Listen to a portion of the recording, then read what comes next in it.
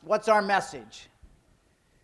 What I've learned in my 40 years and in this journey to truly human leadership is everybody desperately wants to know that what they do and who they are matters.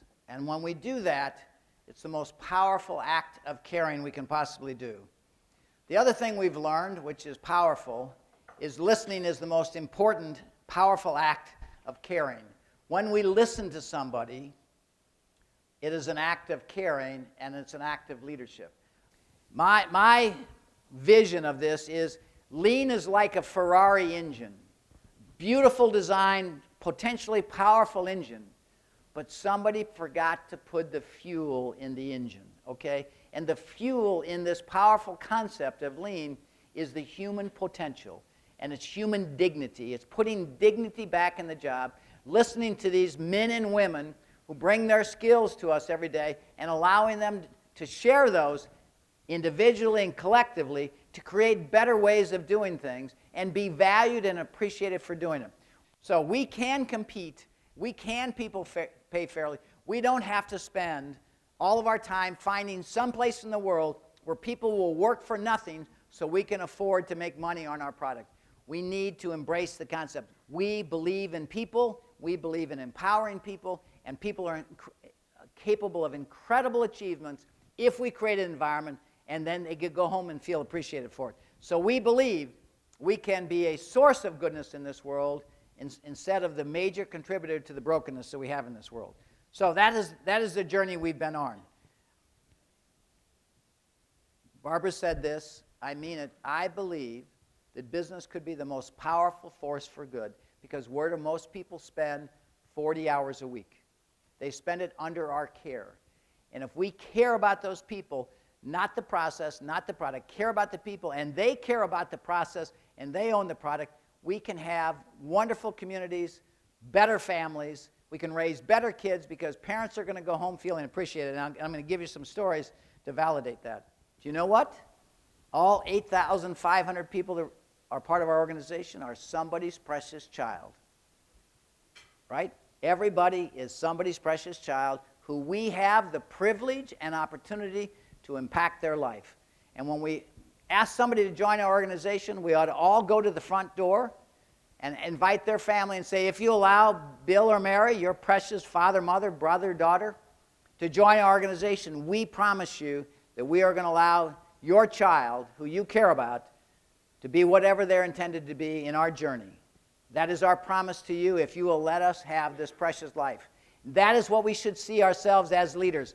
We were having a conference where we were bringing in a lean leader to kind of begin, so we brought our presidents and our VP of operations together up in Green Bay, Wisconsin, and the lean leader came in and gave a talk, and I got an email from the VP of operations of our Green Bay operation where we have about 1,000 people, and he said, look, we had a team of people do this kind of voluntary lean event for a big Procter & Gamble project, and you might want to go out in the plant and acknowledge what they achieved. And I said, well, why don't you just have them come in and tell us tomorrow morning at 7 a.m. when we start. So this group of people showed up at 6:30, whatever, at the plant, and their team leader said, you know, Mr. Chapman, I want you to go tell your story in front of all the president's operating people over in the office.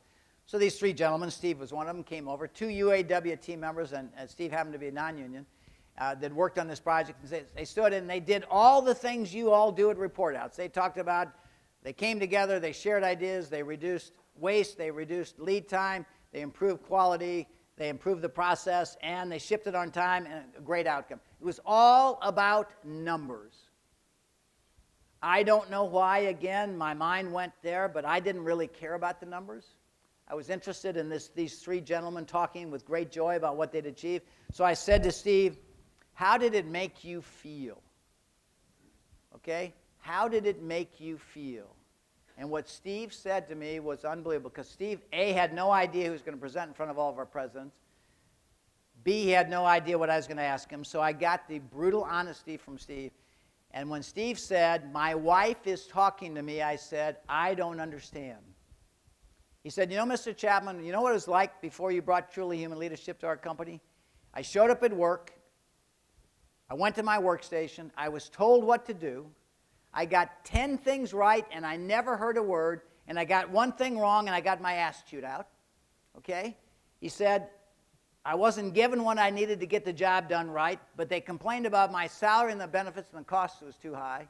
So he said, I now realize that when I went home at night from that environment, I wasn't the nicest husband in the world.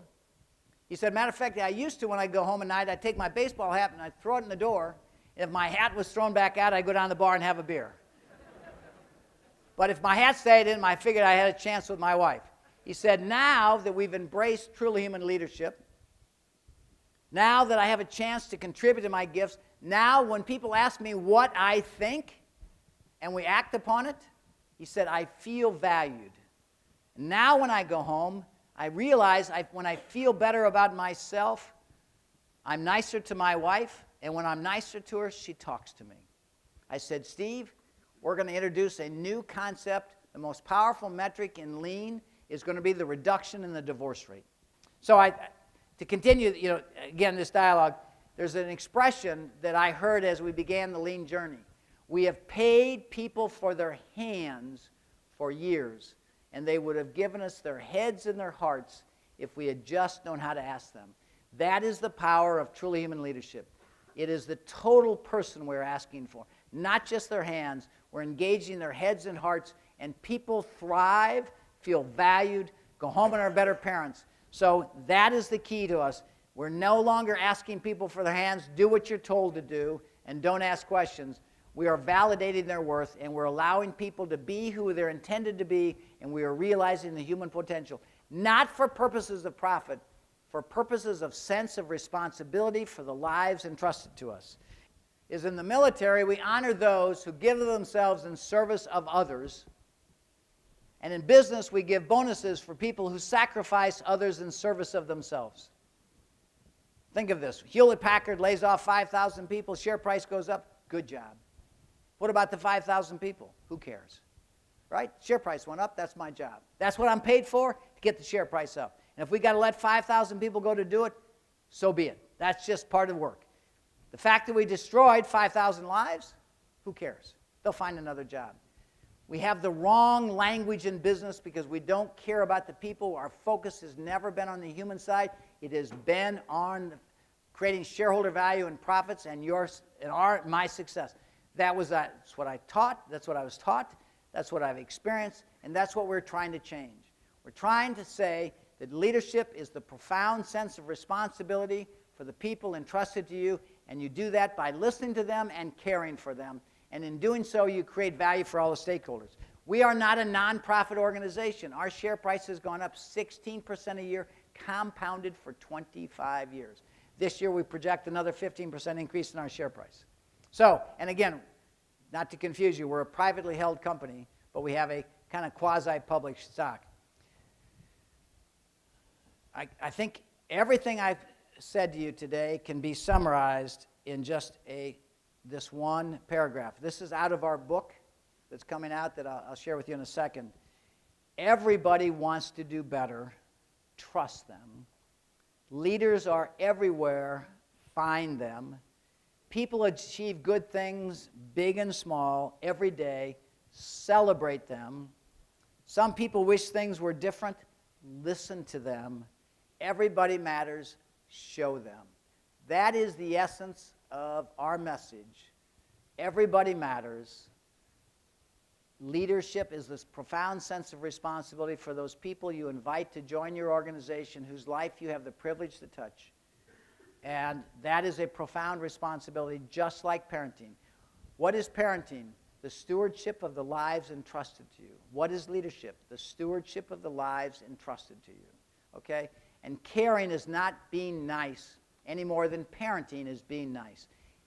Caring is making sure that those lives entrusted to you are in good hands, that you are doing everything you can do in your business model and the implementation of your business model to give people a chance to express their gifts fully and going home feeling valued for doing so. And that is what we have seen in the power of lean, is it gives us the opportunity to listen to people.